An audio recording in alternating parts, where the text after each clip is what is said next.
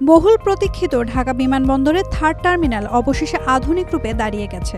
প্রায় 22,000 কোটি টাকার এই প্রকল্প উদ্বোধনের পর থেকে পরিচালনা ও রক্ষণাবেক্ষণের দায়িত্ব যাবে কার কাছে, এ নিয়ে ছিল ধোঁয়াশা। তবে সেই জল্পনার অবসান ঘটল এবার। বেবিচক সূত্রে জানা গেছে, বিমানবন্দরে অত্যাধুনিক থার্ড টার্মিনাল পরিচালনায় আগ্রহী ছিল একাধিক দেশ। তবে দীর্ঘ আলোচনার পর 15 বছরের জন্য জাপানি কনসোর্টিয়ামকে সেই দায়িত্ব দেওয়ার সিদ্ধান্ত নেওয়া হয়েছে। 1 মাসের মধ্যেই জাপানি কনসোর্টিয়ামের সঙ্গে চূড়ান্ত চুক্তি স্বাক্ষরের পরিকল্পনা রয়েছে। এর পরপরই শুরু হবে প্রস্তুতিমূলক কাজ। বাণিজ্যিক কার্যক্রম শুরু হতে সময় লাগবে 6 থেকে 8 মাস। এছাড়া আগামী 2 বছরের জন্য এই বিমানবন্দরের গ্রাউন্ড হ্যান্ডেলিংয়ের দায়িত্ব পেতে যাচ্ছে বিমান বাংলাদেশ এয়ারলাইন্স। চুক্তি অনুসারে কনসোর্টিয়াম টার্মিনালে অ্যারোনটিক্যাল ও নন অ্যারোনটিক্যাল 2 ধরনের আয় থেকে রক্ষণাবেক্ষণ চালাবে।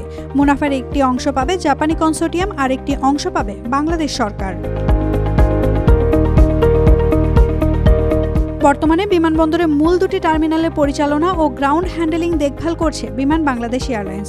তবে থার্ড টার্মিনালে সবকিছুই হবে আন্তর্জাতিক মানের, সম্পূর্ণ আধুনিক প্রযুক্তি ব্যবহার করে।